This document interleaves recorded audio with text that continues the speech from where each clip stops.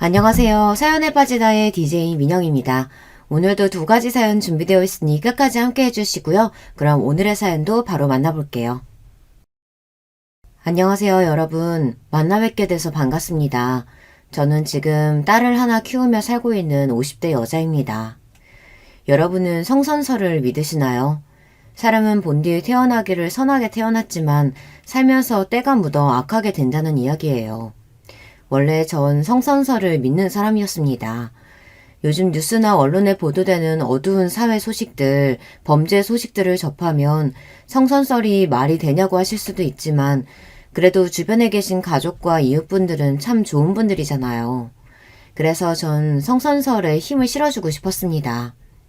하지만 10년 전에 일어난 경악할 만한 일을 당한 뒤로 저는 더 이상 성선설을 믿지 않습니다. 사람은 악하기 때문에 꾸준히 교화되고 교육되어야 하는 존재라고 생각하고 있어요. 10년 전 저에게 어떤 일이 벌어졌는지 궁금하시죠? 그럼 지금부터 제 이야기를 시작해 보겠습니다. 제가 남편과 처음 만났던 때는 2000년대 어느 날로 그날은 핑크빛 설레임이 아닌 인생 최고로 무서웠던 날로 기억하고 있습니다. 당시 제가 다니던 회사는 수원 권선동에 있었는데요. 그날 수원 인계동에서 회식을 하고 밤 11시 무렵 집에 귀가하기 위해 택시를 잡으려고 대로에 서 있었습니다. 한 택시가 제 앞에 와서 섰는데 그 택시 안에 타니까 택시 기사님 말고도 뒷좌석에 한 남자가 타고 있었어요. 아, 저는 손님이 계신 줄 몰랐네요. 다른 택시 탈게요. 하고 내리려고 했습니다. 아니에요. 뒷자리 남자는 제 친구니까 손님 가시는 곳까지 편하게 모셔다 드릴게요. 어서 타세요. 뭔가 느낌이 소름 돋는 듯해서 저는 그냥 내리려고 했지만 뒷좌석 남자의 손이 제 팔목을 덥석 잡는 게 아니겠어요. 아가씨, 그냥 타고 있으면 된다고. 모자 아래로 위협적인 눈빛을 읽고 저는 본능적으로 느꼈죠. 아, 이건 납치구나. 바로 내려야 한다. 저는 그 남자의 손을 뿌리치고 차 문을 열고 나가려고 했지만 뒷좌석의 남자는 제 옷을 붙잡고 놓아주지 않았습니다. 그렇기 때문에 전 택시 문이 열린 채로 버둥거려야 했습니다. 살려주세요! 살려주세요! 저는 필사적으로 도망치려고 했고 다행히 지나가던 어떤 남자분 둘이 와서 그 택시에서 저를 꺼내주었어요. 그리고 택시에 타고 있던 남자들은 A씨 하고는 문을 닫고 황급히 출발해버렸습니다. 아가씨 괜찮아요? 택시에서 무슨 일을 당한 거예요? 전 너무 무섭고 놀란 마음에 길거리에 주저앉아 울고만 있었습니다. 그때 다른 남자 한 분이 제 등을 토닥거리면서 제가 진정되기를 기다려 주었어요. 제가 택시 탔을 때 기사님 말고도 뒷좌석에 남자 한 분이 절 억지로 태워가려고 했어요. 아무래도 납치당할 뻔했던 것 같아요. 겨우 진정해서 상황을 설명하자 남자 한 분이 그 택시의 번호판을 외웠다며 인근 파출소에 신고해야 한다고 했습니다. 전 아직도 무섭고 어떻게 해야 할지 모르겠어요. 지금은 그냥 집에 가고 싶어요.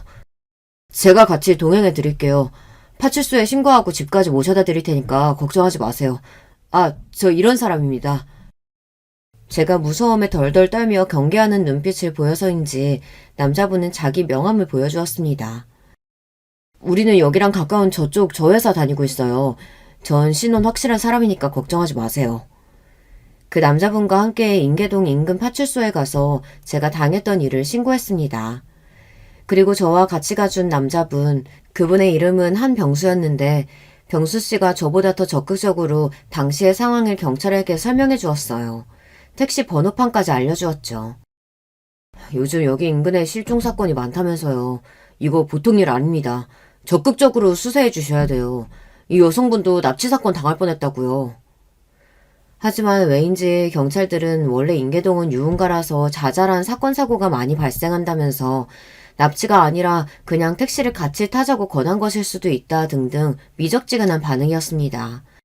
전 그런 경찰의 반응에 실망했고 그저 집에 가서 놀란 마음을 진정시키고만 싶었어요. 이런 식으로 나오면 내가 내일 다시 올 겁니다. 어떻게 수사하는지 계속 지켜볼 거예요. 어차피 나 회사도 이 근방에 있는 국제 상사예요. 그럼 내일 다시 봅시다. 병수 씨는 저보다 더 열을 내며 경찰들에게 강력하게 항의했고 일단 오늘은 가자면서 저를 우리 집까지 데려다 주었습니다. 저 오늘은 정말 감사했습니다. 병수 씨 아니었으면 저 무슨 일을 당했을지 상상도 못하겠어요. 저 아까 파출소에서 신고할 때 이름 들었어요. 연수 씨 오늘 정말 놀랐죠? 초면인 사이지만 왠지 연서 씨를 지켜주고 싶은 마음이 들어서 이렇게 오지랖을 떨게 되었네요. 그놈들이 또 연서 씨를 노리기라도 한다면 연서 씨가 안전하다는 확신이 들 때까지 제가 연락을 해도 될까요? 혹시 핸드폰 가지고 있어요? 당신은 지금처럼 남녀노소 누구나 핸드폰을 들고 다니던 시절이 아니었습니다. 이제 막 핸드폰이 대중화되던 시절이었지만 저는 아직 갖고 있지 않았어요. 전 핸드폰이 없어요. 대신 여기 제 명함이에요. 회사 번호로 연락 주시면 될 것 같아요. 병수 씨는 제 명함을 꼭 손에 쥐고는 돌아갔고 저는 집에 들어와서 오늘 일을 가족들에게 설명했어요. 부모님은 너무 놀라셨고 걱정이 된 우리 오빠는 당분간 자기가 회사로 데려다 주겠다고 했습니다. 그리고 오늘 도와준 남자분들에게 꼭 사례를 해야 한다고 한번 집에 초대하라고 말씀하셨어요. 다음날 퇴근할 무렵 제 자리에 회사 전화가 울려 받으니 어제 만났던 병수 씨였어요. 어제 잘 쉬었어요? 많이 놀랐을 텐데 출근하셨군요. 어떻게 몸은 괜찮으세요? 네, 덕분에 어디 다친 데 없이 어제 잘 쉬었어요. 이제 괜찮습니다. 다행이네요. 제가 지금 어제 신고했던 파출소에 와서 경찰들하고 얘기했어요. 괜찮으시다면 저녁 식사하면서 오늘 얘기를 좀 드릴까 하는데 어떠세요? 네, 괜찮아요. 제가 경황이 없어서 감사의 표시도 못했는데 제가 맛있는 저녁 사드릴게요. 우리 회사 주변에 있는 국밥 수육집 어떠세요? 그리고 식당에서 병수 씨를 만나 경찰과 얘기했던 어제 사건의 상황을 전해드릴 수 있었어요. 제가 오늘 또 찾아가니까 경찰들이 진짜로 왔냐면서 놀라더라고요. 어제 같아서는 대충 넘어갈 것 같더니 각 잡고 제대로 브리핑을 해주던데요. 경찰 얘기가 사실 요즘 수원 유흥가 일대에서 납치 사건들이 많이 발생하고 있다고 하네요. 아마 어제 그 택시도 그 납치범들의 소행일 가능성을 염두에 두고 적극적으로 수사하고 있대요. 아마 수원 남부경찰서로 이관해서 강력계 형사들이 집중적으로 파고 있다고 수사 결과 나오면 바로 저에게 알려주기로 했습니다. 그렇군요. 어제 일 당하고도 사실 진짜 납치가 아니길 바랬는데 제가 정말 큰일 날 뻔했던 거네요. 다시 한번 병수 씨에게 너무 감사드려요. 뭘요. 대한민국 신체 건강한 남자가 여자를 보호하는 건 당연하죠. 그리고 이거 받으세요. 병수 씨는 저에게 새 핸드폰을 내밀었어요. 그저 6시가 안전한지 연락을 드리고 싶어서 산 거니까 부담 갖지 마세요. 제가 사드린 거고 앞으로 전화요금은 꼬박꼬박 6시가 내는 겁니다.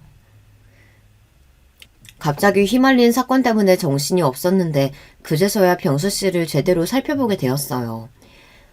이 남자 단순히 날 도와준 사람뿐이 아니구나. 날 좋아하는 것 같아. 어제부터 제가 불안하지 않게 든든하게 지켜주고 남자답게 일을 처리하는 모습까지 사람이 참 믿을만하고 멋지다고 느껴졌어요.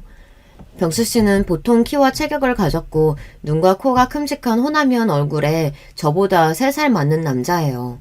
잘생긴 미남이라고 할 수는 없지만 남자답고 호쾌한 외모였습니다. 그날부터 자연스럽게 병수 씨와 저는 퇴근 뒤 자주 만나면서 데이트를 했습니다. 성격도 화통하고 남자다운 병수 씨에게 단점이 하나 있다면 사람을 만나고 술자리를 좋아한다는 것이었어요. 툭하면 절친들과 회사 동료들, 오며 가며 친해진 이웃 사촌까지 술 약속이 참 많았어요. 병수 씨는 늘 술이 거나하게 취해서 우리 집 앞에 와서 제 얼굴을 꼭 보고 갔습니다. 병수 씨와 사귀면서 제가 가진 불만은 술을 너무 좋아한다는 것이었어요. 그래서 술에 취해 있는 모습이 참 싫었지만 짧게나마 저를 보고 싶다고 우리 집 앞에 와서 제 볼에 뽀뽀를 하고 껴안으며 난 연서가 너무 좋아. 우리 늙어 죽을 때까지 함께하자. 이렇게 애정 표현을 하는 그를 보면 도저히 미워할 수가 없었어요. 우리 친정 가족들은 제가 연애한다는 사실을 눈치채셨어요. 임마, 너 어떤 논팽이 만나고 있는 거야. 이 오라버니 허락 받아야 되는 거 알지? 우리 오빠는 저보다 5살이나 많아서 어릴 때부터 저에게 자기가 아버지인 양 굴었습니다. 물론 그만큼 저를 아껴주는 오라비였지만요. 괜찮은 남자야. 지난번에 나 인계동에서 납치당할 뻔했을 때 도와준 남자고. 그때 말한 그 남자구나? 그럼 괜찮을 것 같네. 그때 그 청년이니? 안 그래도 은인한테 집에서 밥 한 끼 대접하고 싶었는데 언제 둘이 그렇게 된 거라니? 아유, 참 드라마 같은 인연이다. 그치? 그래서 친구는 언제 집에 데려올 거야? 엄마와 오빠는 남자친구를 언제 데려올 거냐고 성화였어요. 그날 병수 씨에게 우리 가족들이 보고 싶어 한다는 이야기를 하니 왜 안 가겠어? 당장이라도 갈 수 있지. 난 진작부터 연서 씨네 집에 들어가고 싶었다고. 당장 이번 주말 어때? 병수 씨는 이렇게 적극적으로 나왔죠. 그 주의 토요일 저녁 전 병수 씨를 데리고 집에 왔습니다. 병수 씨는 갈비랑 꽃다발 그리고 양주까지 바리바리 선물을 챙겨서 우리 가족들에게 인사드렸어요. 아버님, 어머님, 그리고 형님 처음 뵙겠습니다. 제가 연서 씨 남자친구 한병수라고 합니다.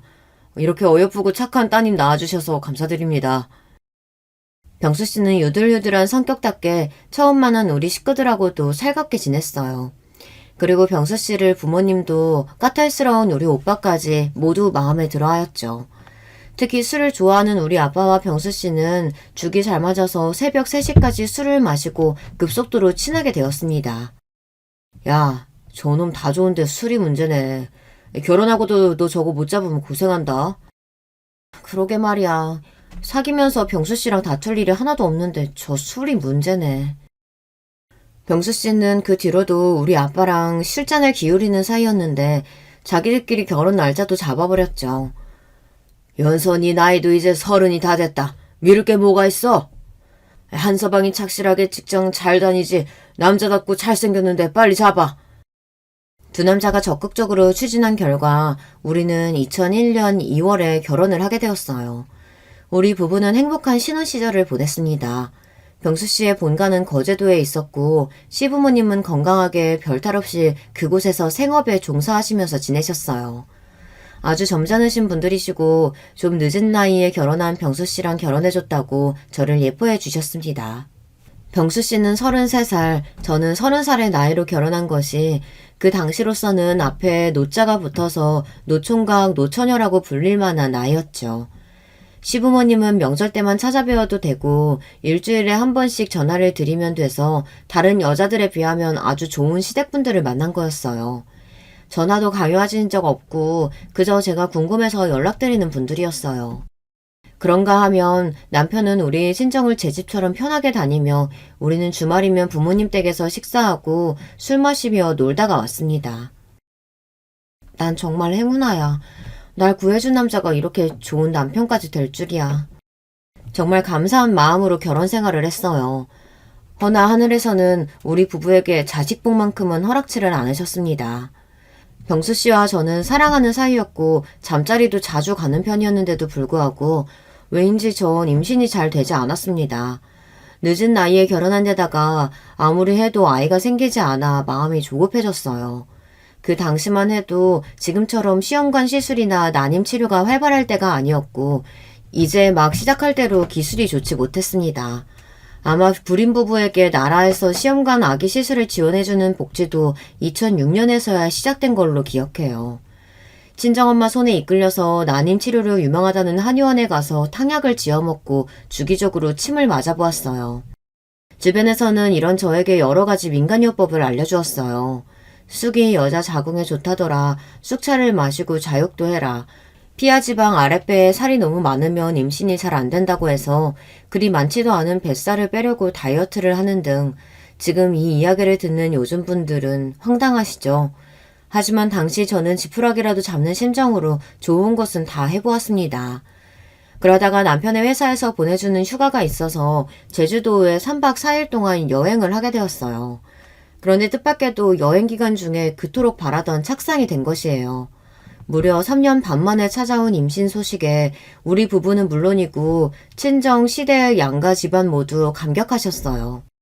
그래서 누구에게나 자식 새끼는 중한 법이지만 우리 딸아이는 저에게 남다를 정도로 소중한 존재입니다. 그렇게 어렵게 가진 아이는 정말 제 눈에 넣어도 아프지 않을 만큼 저에게 소중한 보물과 같았어요. 십자수 뜨개질은 물론 늘 클래식 음악을 집에 틀어놓고 생활하는 등 태교에 힘썼습니다. 건강하게 아이를 출산하기 위해서 매일 1시간씩 인근 학교 운동장을 걸었고 물도 깨끗하게 정수되거나 남편이 인근 약수터에서 떠온 물만 먹었어요.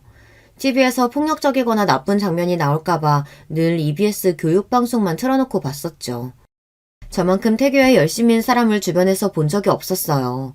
오죽하면 친정엄마도 저보고 유난 떤다고 하셨죠. 그럼 어쩌겠어요. 뱃속에 있는 아이가 너무 소중해서 제가 할 수 있는 모든 것을 해주고 싶었습니다. 그리고 2005년 한참 더운 8월에 딸을 건강하게 출산했습니다. 저에게 이 세상 어떤 기쁨도 즐거움도 바꿀 수 없을 만큼 소중한 제 딸의 이름은 한혜린으로 지어주었습니다. 정말 이쁜 이름이죠. 이제 자식까지 생겼으니 가슴속 응어리와 걱정거리는 사라졌고 하루하루 평범하지만 행복하게 잘 살았습니다.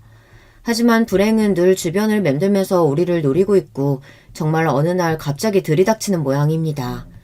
경악할 만한 일이 우리 가족에게 벌어지고 말았죠. 때는 2014년으로 전 40대의 주부로 남편과 초등학교 3학년 딸과 셋이서 단란하게 지내고 있었어요. 그날따라 남편은 해외 출장을 간다며 분주해 보였습니다. 콧노래까지 부르면서 저에게 속옷이랑 양말을 3세트씩 챙겨놓으라고 말했어요. 이번에는 3박 4일 출장인가 봐요. 중국 상해 쪽으로 부장님하고 동행해서 그 정도 머무를 것 같아.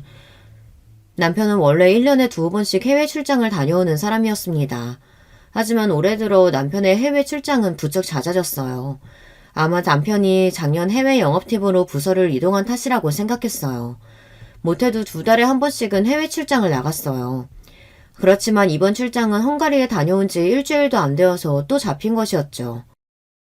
여보, 비행기에서 방사능 많이 나온다고 하는데 이렇게 자주 비행기 타면 당신 건강 해치는 거 아닌가 몰라요. 그리고 당신처럼 나랑 혜린이도 중국에 가보고 싶다. 당신이랑 신혼여행으로 필리핀 가본 뒤로 나랑 혜린이 한 번도 비행기 못 타본 거 알아요? 이렇게 불평이 나도 모르게 나오고 말았어요. 그러게, 내일 좀 한가해지면 우리 가족여행으로 한번 가지 뭐. 당신 혹시 면세점에서 뭐 갖고 싶은 거 있어? 당신이 해외 나갈 때마다 립스틱이며 향수며 고급 브랜드로 몇 번이나 사다 줘서 나 많아요. 외출할 일도 없는 가정주부가 그런 화장품을 언제 다 쓸까 몰라. 남편은 같이 해외여행 한번 같이 가지 못한 저에게 미안한지 이번 출장을 다녀오면서 놀랄만한 선물을 가져오겠다고 호언장담을 했습니다. 다음날 남편이 인천공항으로 가는 공항버스를 타는 모습을 보며 남편을 배웅했죠. 뒤돌아 생각하니 이때 떠나는 남편의 바지가랑이라도 잡고 늘어졌어야 했습니다. 저는 이날부터 불행의 구렁텅이로 빠지고 말았으니까요. 하지만 미래는 알 수 없는 법이죠. 남편이 출장을 간 뒤로 이번에는 이상하게 연락이 뜸했습니다. 상해 공항에 잘 도착했다는 문자를 끝으로 출장 간 3일 동안 저에게 어떠한 전화나 문자 한 통이 없었으니까요. 한국으로 돌아오는 날이 되었어도 남편의 전화가 닿지 않자 저는 걱정이 된 나머지 남편 회사 부서에 전화를 걸었습니다. 네, 국제상사 해외 마케팅 부서입니다. 현재 한병수 과장님은 부재 중이에요. 어디신지 말씀 주시면 메모 남겨드리겠습니다. 네, 안녕하세요. 전 한병수 과장의 아내 되는 사람입니다. 이번에 떠난 중국 출장 내내 4일 동안 연락이 되질 않아서 회사에서 무슨 일이 생겼는지 궁금해서 전화드렸어요. 네? 한 과장님이 중국 출장이라고요? 아니요. 한 과장님은 개인적인 사정으로 4일 동안 연차 쓰셨습니다. 그리고 오늘 출근하셨어야 하는데 아직 안 돌아오셔서 연락드렸는데 전화를 받지 않으시네요. 혹시 아내분께서 어떻게 된 일인지 아실까요? 뭐라고요? 남편이 회사 출장을 간 게 아니에요? 전화를 끊고 나서 전 어리둥절했습니다. 그러니까 남편은 회사 출장을 간 것이 아니었던 거예요. 그럼 인천공항을 간다던 남자는 어디를 간 건지 진짜 해외에 나가기는 한 걸까? 전 집에 있는 서랍함에서 여권을 뒤졌습니다. 남편의 여권은 그곳에 없었어요. 그렇다는 얘기는 남편은 분명 다른 이유로 해외에 출국을 한 것이었습니다. 갑자기 불안함이 엄습해왔어요. 몇 시간이 지나고 제 막연했던 불안함은 현실로 드러나고 말았습니다. 한 병원에서 연락을 받은 것이에요. 여보세요? 혹시 한병수 씨 보호자 되십니까? 환자분이 소지하고 있던 신분증의 이름은 한병수고 생년월일은 1968년 3월 9일입니다. 이 환자분과 가족관계 되십니까? 네, 제 남편이에요. 제가 그 사람 아내고요. 제 남편 지금 어디 병원이라고요? 저는 불이 나게 연락받은 병원으로 달려갔습니다.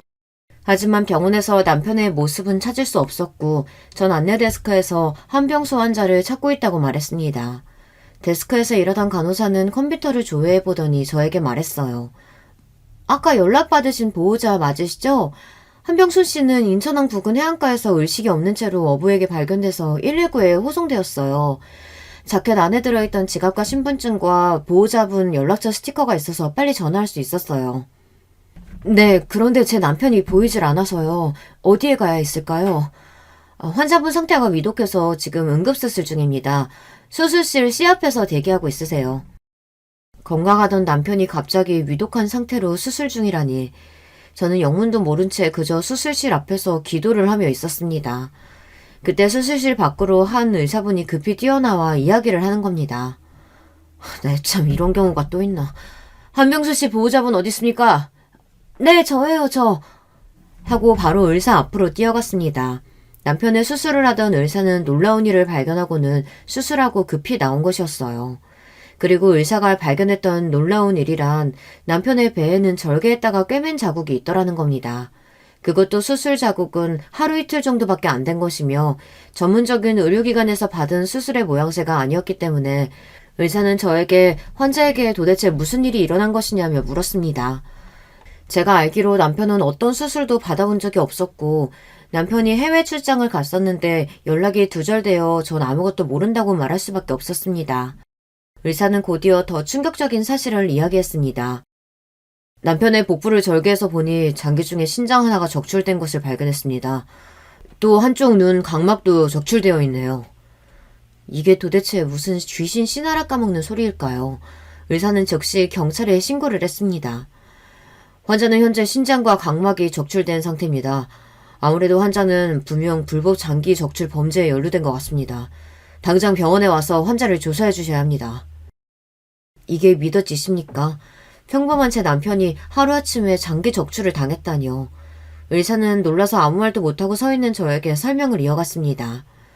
제가 군산에 있는 외과병원에서 일하고 있을 당시 간혹 항구에서 발견된 환자 중에 이런 사례를 본 적이 있어서요. 경찰서에 신고하고 몇 차례 참고인 조사를 한 적이 있습니다. 군산경찰서에서는 중국이나 필리핀의 불법 조직에서 한국인 관광객을 타겟으로 납치해서 필요한 장기를 적출하고 나서 운이 없으면 중국 땅에 버리고 운이 좋으면 밀항선을 통해서 우리나라 항구 쪽에 버린다고 합니다. 중국의 장기 이식 비즈니스는 아주 큰 사업입니다. 당시 사람의 간의 가격은 미화 13만 달러, 신장 가격은 미화 8만 달러로 꽤 큰 돈을 벌 수 있었기 때문이죠. 중국 공산당은 2013년에 국가 장기 분배 시스템을 구축했고 암암리에 중국의 이식 장기가 풍부한 것은 정치범에게서 장기를 적출했기 때문이라는 무시무시한 이야기입니다. 저도 옛날에 어디 뉴스에서 중국에 여행 갔던 어느 신혼부부의 시신이 발견되었는데 그 안에 장기가 송두리째 사라져 있었다고 들은 것 같아요. 전 그냥 괴담인 줄로만 알았는데 제 남편이 그런 범죄에 연루되었다니 정말 믿기지 않는 일이었어요. 저는 간절하게 남편이 무사하게 수술을 마치고 깨어나기를 기도드렸습니다. 다행히도 남편은 수술이 끝나고 병실에 옮겨진 지 5시간 만에 깨어나서 눈을 떴어요. 여보, 정신이 들어요? 당신 정말 죽다가 살아났어. 해외 출장 가서 도대체 무슨 일이 있었던 거예요? 남편은 수술한 부위가 아픈지 신음소리만 내며 제 질문에 답하지 못했습니다. 저는 병실 밖 간호사에게 가서 남편이 마취해서 깨어났고 고통이 심하니 좀 봐달라고 했죠. 그렇게 잠시 뒤 병실에 돌아와 보니 그 사이 어떤 남자 2명이 남편과 심각한 이야기 중이었습니다. 그 남자들은 바로 형사였던 거예요. 아까 의사의 신고로 형사는 피해자인 남편에게 어떤 일이 일어났는지 물어보고 있었습니다. 중국은 실종과 납치가 빈번하게 일어나는 나라예요. 언론에 크게 알려지진 않았지만 실은 중국이나 필리핀 등에서 한국인 실종자는 결코 적지 않은 수준이죠. 그 중에 한병수 씨처럼 살아서 신장과 각막 하나만 없어져서 돌아온 케이스는 정말 적죠. 그래서 어떤 일을 당하셨고 누구를 만났는지 소상히 말씀해 주셔야 우리가 한병수 씨를 그렇게 만든 용의자들을 추적할 수 있을 겁니다. 저는 제 일을 알리고 싶은 마음도 없고요. 경찰에 조사를 요청한 적은 더더욱 없습니다. 제발 돌아가 주세요. 이건 한병수 씨 마음대로 넘어가고 덮어둘 일이 아닙니다. 강력범죄고 형사사건이기 때문에 우리는 수사에 들어가야 한단 말이에요. 계속 이렇게 협조하지 않으시면 저희도 다른 방법을 써야겠네요. 일단 다음에 다시 돌아오겠습니다. 회복하시고 되도록 빨리 서해 나와서 조사에 협조해 주시기 바랍니다. 무슨 연유인지 남편은 경찰에 수사 요청해도 중국에 가서 어떤 일을 당한 건지 입을 다물고만 있었어요. 여보, 잘은 몰라도 당신이 국제 범죄자들에게 그렇게 끔찍한 일을 당한 거라면 우리 경찰이 수사해서 잡아야 하지 않겠어요? 지금도 어디선가 그 나쁜 놈들이 한국 사람들에게 또다시 몹쓸 짓을 한다면 어떡해요. 남편은 저에게 아무 말도 못하고 그저 반대 방향으로 돌아 누웠습니다. 병원에서 강제로 적출된 장기가 없어도 괜찮은지 몇 가지 검사들을 계속 진행됐고 남편은 다행히 건강을 잘 회복할 수 있었습니다. 하지만 남편은 전에 없이 한숨을 쉬며 낯빛이 까만 채로 하늘만 멍하니 보며 시간을 보내고 있었어요. 아마도 무시무시한 일을 당한 트라우마 때문인 것 같았어요. 그리고 간병을 하며 옆을 지키는 저에게나 병문안을 온 시부모님에게도 그 누구에게도 남편은 말하기 싫다며 자꾸 돌려보내기만 하는 겁니다. 그렇게 밝고 건강하던 사람이 이제 사람하고는 말도 하기 싫다는 뜻이요. 남편의 건강이 이상이 없을 거라며 병원에서 퇴원하라고 해서 우리는 퇴원 준비를 하고 있었어요. 그러고 있는데 일전에 남편에게 찾아왔던 형사 중 한 분이 다시 찾아오셨어요. 참고인으로 범죄조사 소환 통보 드렸으나 거절하시니 이렇게 정식으로 출석 요구서를 갖고 왔습니다.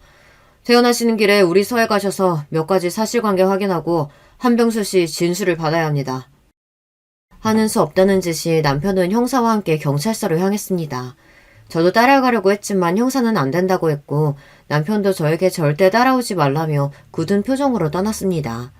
전 혼자서 남편의 병원 짐을 챙겨 집으로 돌아왔어요. 성치 않은 몸으로 경찰서에 혼자 간 남편이 너무 걱정되어서 가만히 쉬지도 못하고 청소를 하고 빨래를 하며 시간을 보냈는데요. 그러고 남편은 4시간 만에 집으로 돌아왔습니다. 몸에 힘이 하나도 없는지 휘청거리면서 들어와서 소파에 털썩 앉아서 얼굴을 두 손에 파묻고 있었습니다. 여보, 성치 않은 몸으로 경찰서까지 가서 고생 많았어요. 조사는 잘 끝났어요? 그런데 이제 나에게도 모든 사실을 이야기하지 않아요? 당신 출장 간 날부터 오늘까지 당신한테 무슨 일 벌어진 건지 아무것도 모른 채로 입 닫고 있었지만 이제는 알아야겠어요. 한참을 고민하던 남편은 괴로운 얼굴을 하고서 저에게 그동안의 일을 털어놓았습니다. 그 충격적인 진실을 알게 된 뒤부터 현재까지 저는 성악설을 믿고 있습니다. 사람이란 두꺼운 납작쥐로 어떤 짓이든 벌일 수 있음을 그때 알게 되었으니까요. 남편은 약 7개월 전 강남의 한 룸사롱에서 접대 회식을 하며 술판을 벌이고 놀다 한 마담을 만나게 되었습니다. 이름은 박서윤으로 그 술집의 마담인데 빵빵한 가슴과 잘록한 허리 그리고 남자를 녹여내는 화술을 가진 30대 초반의 여자라고 합니다. 그 마담을 처음 본 날부터 남편은 박마담에게 마음을 빼앗겼다고 합니다. 그 뒤로 술자리는 무조건 그 룸사롱으로 잡아서 박마담과 놀았고 급기야 얼마 지나지 않아서 호텔을 잡고 유부남으로서는 해서는 안 되는 짓까지 해버린 거죠. 잠자리를 가진 뒤 남편은 더욱 그 마담에게 홀려버렸고 정말 제정신이 아니었다고 합니다. 하지만 마담은 이런저런 핑계를 대며 남편이 원하는 만큼 만나주지 않았다고 해요. 아마 마담이 같이 놀던 제략가 남자들과 달리 남편은 평범한 회사의 과장일 뿐이니까요. 그래도 남편은 포기하지 않고 그 마담에게 잘해주고 자신의 마음을 계속 어필했다고 합니다. 그때 마담은 남편에게 한 가지 제안을 했다고 합니다. 자기가 해외 출장을 가야 하는데 동행해줄 수 있느냐고요. 이미 제정신이 아닌 남편은 단숨에 박마담의 제안을 승낙했고 그 이후 남편은 회사의 출장을 핑계로 둘러대며 마담과 해외여행을 3차례나 다닌 것입니다. 하지만 좀 의아한 여행이 아닐 수 없었습니다. 중국에는 북경이나 상해처럼 유명하고 발전된 관광지 도시가 좀 많나요? 이상하게도 마담과 남편이 간 지역은 랴오닝성과 같이 낙후된 지역을 방문했다는 겁니다. 그리고 낮 시간에는 남편과 관광을 하거나 호텔에서 그 짓을 벌이면서 놀다가 저녁 6시만 되면 호텔 현지의 어떤 중국 남자가 박마담을 데리러 왔고 마담은 그자와 나가면서 볼일을 좀 보고 오겠다고 외출을 했다는 겁니다. 그리고 밤 12시는 다 돼서야 호텔로 돌아오고요. 그동안 박마당과 다닌 여행은 1박 3일 또는 2박 3일로 타이트했는데 이번 여행은 3박 4일로 여유있고 오붓하게 다녀오자고 박마담은 남편을 꼬셨습니다. 그리고 그 마지막 여행에서 남편은 장기가 적출되어 부둣가에 버려진 결말을 내고 말았죠. 남편은 그때를 생각하면 참을 수 없다는 듯이 짐승처럼 울었습니다. 그날 상해 공강에 내려서 당신한테 문자하고서 박마담과 호텔로 가는 차 안이었어. 박마담이 건넨 음료수를 마시고 정신을 잃었는데 깨어나 보니 어딘지 모르는 곳에서 나는 알몸으로 손발이 묶인 채 수술대 위에 있었어. 그때 말소리가 다 들리는데 난 너무 무서워서 잠에서 깨지 않은 척하고 듣고만 있었지. 거센 억양의 중국말을 하는 남자와 박마담 둘이서 이야기를 하고 있었는데 이 자식이 40대인데도 하도 술을 퍼먹어서 그런가 간 상태는 좋지 않을 거야. 각막이랑 신장 정도면 어떻겠어. 중간에 이런 말을 박마담이 했던 것 같아.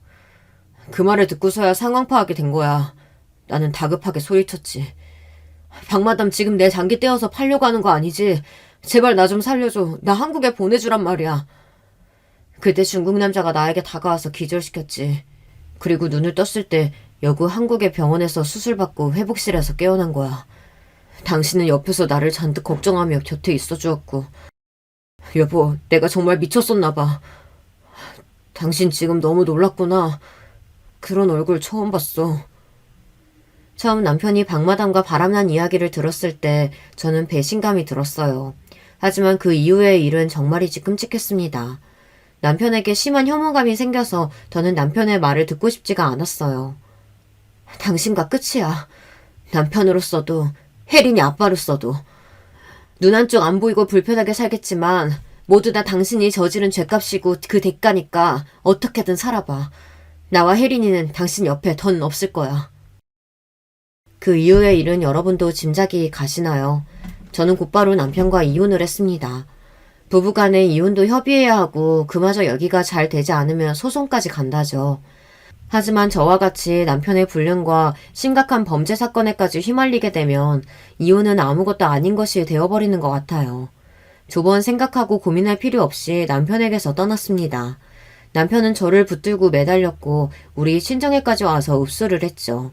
모든 사정을 알게 된 우리 친정에서는 저보다 더 분노하셨어요. 찾아온 남편에게 오빠가 야구방망이를 들고 와서 남편을 때리려 들었습니다. 우리 엄마가 간신히 말렸고요. 알고 싶지도 않았지만 이혼하는 과정에서 형사들이 찾아와서 사건 조사 경위를 이야기해 주었습니다. 남편분은 중국의 불법 장기매매 조직의 타깃이 되었던 것 같아요. 그리고 한국의 브로커로 활동하는 박마담이라는 여자가 남편을 그 조직에 넘겼다고 추정하고 있습니다. 박마담은 추적 중인데 수사해보니 본명은 김선영이고 나이는 46세입니다. 박마담과 중국 조직을 현재 수사하고 있지만 근거지가 중국 본토고 공안과 우리나라는 이런 사건에 대해 공조한 전례가 없어서 아무래도 그놈들을 찾기는 쉽지 않을 것으로 보입니다. 혹시라도 박마담이 아니 김선영이 한국에서 잡힌다면 그때 다시 연락드리겠습니다. 형사님, 저는 피해자 한병수와 이혼 절차를 밟고 있어요. 전 더 이상 그 사람의 아내도 가족도 아니니까 저에게 연락하실 필요 없습니다. 아, 그러셨군요. 네, 이런 사건 당하셨으니 그럴 법도 합니다. 형사는 제 이야기에 당황한 듯 보였지만 이내 다 이해한다는 표정으로 인사하고 갔습니다. 그렇게 저의 결혼 생활 10년은 끝이 났습니다. 이혼하고 나니 전 앞으로 어떻게 살아야 할지 막막했습니다. 남편의 잘못으로 하루아침에 이혼녀가 되었지만 그 인간으로부터 어떤 위자료도 받을 수 없었어요. 다만 함께 살고 있던 아파트를 팔고 난 돈을 반씩 나눠 가졌을 뿐입니다. 양육비도 받지 못한 저는 당장 먹고 살 돈을 벌어야 했죠. 혜린이를 낳고 산 10여 년 동안 세월 동안 가정주부였고 이미 40줄에 들어선 저를 어디서나 써줄까요? 처음에는 매일 일당 5만 원을 준다는 공장에 나가봤습니다. 소스통을 세척하고 여기에 소스를 담는 일을 하는 것이었어요. 아침 8시에 경기도 오산시에 있는 공장까지 가는 셔틀버스를 타야 했고 9시부터 오후 6시까지 점심시간 1시간과 중간 휴게시간 20분을 빼고는 온종일 서서 일해야 했습니다. 쉴 새 없이 돌아가는 컨베이어 벨트의 속도를 초심자인 제가 맞추기란 참 어려운 일이었어요. 하지만 전 이를 악물고 해내야 했어요. 일당 5만 원으로 혜린이 해먹일 음식 재료도 사고 아이 학원비도 내야 하니까요. 공장은 주 5일제였기 때문에 전 주말에는 동네 근처에 있는 김밥 천국에서 일을 했습니다. 공장 셔틀버스를 타고 가는 길가에 있는 김밥집이었는데 직원을 구한다는 공고문을 봤거든요. 마침 주말에만 일할 수 있었고 시급 6천 원으로 8시간 동안 꼬박 일해서 5만 원 가까이를 벌었습니다. 저는 한 달에 30일 내내 일해야 하는 가장이 되었습니다. 그렇게 해서 우리 딸을 먹이고 입히고 학교를 보낼 수 있어서 다행이었어요. 10년 넘게 남편이라고 함께 삶아떼고 산 남자가 술집 마당과 바람을 핀 데다 중국에 가서 장기를 잃고 온 반병신이 되었다는 사실을 전 아직도 받아들이지 못했어요. 그런 남편과의 지난 결혼 생활 따위는 잊고 차라리 바쁘게 일하고 돈을 벌며 딸의 뒷바라지 하는 것이 내 남은 인생의 이유라고 생각했습니다. 전 남편만 떠올리면 저는 딱 죽고만 싶었거든요. 시간이 지나도 잊혀지지 않는 슬픔이 있다는 것을 전 그날 이후로 지금까지 경험하고 있어요. 제가 일하던 김밥집 사장은 49세의 남자였는데 사람이 무뚝뚝하고 불친절하고 직원들에게 일만 시키는 사람이었어요. 저 역시 돈만 벌면 되니까 제 개인사 따위 관심 갖지 않는 사장이 편했는데 제가 잡담이나 농담도 안 하고 오로지 일만 하니까 사장님이 저를 궁금해하기 시작했습니다. 조연서 씨, 내가 석 달 동안 지켜보니까 말도 잘 안 하고 혹시 집에 무슨 안 좋은 일 있어요? 사장님, 전 제 개인적인 이야기 하고 싶지 않습니다. 그래요. 그럼 이건 어때요? 그동안 일 열심히 잘해주었는데 앞으로 평일과 주말 모두 김밥집에 나와주면 어떻겠어요? 주방의 권씨 아줌마도 이번 달 말까지만 일한다고 하니 연서 씨가 아예 정직원으로 일해주면 좋겠습니다. 월급은 220만 원으로 올려주고 4대 보험도 해줄게요. 생각해보겠어요? 저에게 사장님의 제안을 거절할 이유 따위는 없었습니다. 공장은 김밥집보다 일도 더 힘들었고 작업반장이라는 34살짜리 놈이 맨날 저를 포함한 여직원들에게 욕설에 성희롱까지 해서 다니는 것이 고역이었거든요. 게다가 한 달 내내 일해도 150만 원 정도 버는 제가 왜 이 일을 안 하겠어요. 그날부터 전 한 달 내내 사장님과 알바생 한 명과 같이 김밥집에서 일했습니다. 알고 보니 사장이라는 남자도 팔자가 기구한 것 같았습니다. 4년 전 아내가 췌장암으로 투병을 하다 세상을 떠났다고 합니다. 췌장암이라는 것이 참 독하고 고통스러운 암이라 사장의 아내분은 9개월 정도 투병했지만 그간의 사정이란 입에 담기 어려울 정도로 힘들고 끔찍했다는 것입니다. 사장에게도 딸이 하나 있는데 지금 고3이라서 한참 입시를 준비하느라 바빠서 김밥집을 마치고 집에 가도 아무도 없다는 말을 했습니다. 하루는 사장님이 저에게 시간이 되면 옆에 있는 삼겹살집에서 야식이나 먹자고 했어요. 저는 조용히 삼겹살을 굽고 있었고 사장은 소주를 시켜 말없이 여러 잔을 혼자 들이켰습니다. 연서 씨도 같이 한잔 하실래요? 전 집에서 기다리고 있는 딸애가 있어서 술을 마시지 않아요. 아, 딸이 있다고 했죠? 몇 살이나 됐어요? 11살이에요. 아직 초등학생이죠. 석 달 동안 조연서 씨 옆에서 지켜보니 내가 딱 4년 전 모습이 그랬어요. 아내 잃고 딸 하나 키워낼 생각 말고는 내가 살면서 할 수 있는 건 없었어요. 내가 밥은 어떻게 먹는지 사람과 아무 말도 하고 싶지 않고 웃음도 잃은 채로 한동안 살았던 것 같아요. 그래서 연서 씨 보면서 아, 이 여자에게도 뭔가 깊은 세연이 있겠구나 했죠. 원래 나는 직원이나 알바생들한테 관심을 안 갖는 사람이니까 불쾌하게 생각하지 마요. 그저 조연서 씨에게서 과거의 내가 보였을 뿐이니까. 이상하게도 그렇게 무뚝뚝하게 말하는 사장님의 말이 위로가 되었습니다. 제 사연처럼 시궁창은 아니었겠지만 자기 상처를 드러내 보이는 것이 어디 쉬울까요? 사장님이 저에게 연민을 느끼고 자기 이야기를 들려주는 것만으로도 숨이 쉬어지는 기분이었어요. 처음엔 실수가 많았던 김밥집에서 이제는 일도 손에 있고 안정적으로 월급과 의료보험도 받으며 살다 보니 전 남편의 기억이 조금씩 희미해지기 시작했어요. 점차 김밥집에서 사장님과 알바생과 한마디씩 의미 없는 대화도 주고받게 되고 친밀감도 느끼게 되었습니다. 같이 일하는 알바생은 22살의 여자 대학생인데 참 순수하고 착한 아이였어요. 아줌마, 처음 왔을 때는 얼굴이 너무 어둡고 우울해서 말 걸기 어려웠는데 요즘은 아줌마가 편해 보여서 좋아요. 사장님도 티는 안 냈지만 아줌마 은근히 걱정하고 챙기시더라고요. 주방에서 일하던 권 CMO도 내보내고 아줌마 직원으로 채용하시고요. 정말이야? 사장님은 권씨 아줌마가 그만둔다고. 그건 아줌마가 알면 부담스러울까 봐서 둘러대신 거겠죠. 월급도 꽤 많이 챙겨주셨죠? 전에 아줌마 딸 초등학생 여자애가 왔었잖아요. 사장님이 그때 아줌마 혼자 딸 키우고 어렵게 사는 걸 눈치채신 것 같아요. 그리고 제가 보기에는 사장님이 아줌마 좋아하는 것 같은데요? 한참 어린 학생이 어른들 놀리는 거 아니야. 내 인생에 남자는 없어. 넌덜머리가 난다고 아주. 무서운 표정으로 단호하게 말하는 저에게 놀란 알바는 입을 꾹 다물고 다른 곳으로 갔습니다. 그때 사장님은 테이블에 앉아서 골머리를 썩는다는 듯 말했습니다. 정산이 왜 이렇게 안 되냐. 이달 비용이랑 수입 전표가 합계가 영 안 맞네. 괜찮으시면 제가 도와드릴까요? 원래 아이 낳기 전까지는 회사 재무팀에서 회계 관리를 했거든요. 제가 회계 처리한 내용을 엑셀로 만들어서 일목요연하게 정리해 보여주니 사장님 얼굴이 환해졌습니다. 정말 고맙네요. 이런 전문적인 일까지 할 수 있는 사람인 줄 몰랐는데 다시 봤어요. 그럼 앞으로 마감 시간에는 식당님 말고 나랑 같이 정산 좀 도와줄 수 있겠어요? 결혼 전에 했던 업무가 소상공인인 사장님에게는 꽤 도움이 되었던 것 같아요. 어느 순간 저와 사장님은 단순한 사장과 직원과의 관계를 넘어서 동업자같이 보이기도 했어요.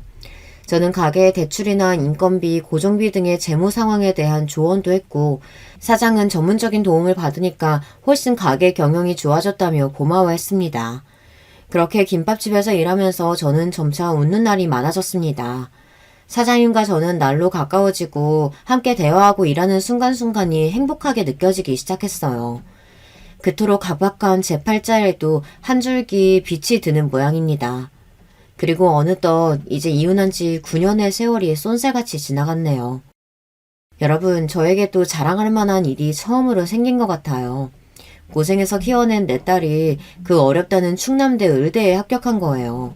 흔한 과외나 비싼 학원도 보내주지 않았는데 딸 혼자서 힘으로 공부한 결실입니다. 혜린아, 엄마 이제 월급도 괜찮아. 대출해서 금방 갚을 수 있으니까 좋은 과외나 학원 너 하고 싶은 대로 다 해. 엄마, 공부를 내 머리로 하지 선생님 머리로 해? 일타 강사들 동영상도 인터넷에 세고 셌어요. 걱정 마시라니까. 이렇게 자신 있다고 장담하며 공부하길래 괜찮을까 조마조마했는데 오로지 자기 힘으로 공부해서 이렇게 의대에 간 내 딸이 너무나 기특합니다.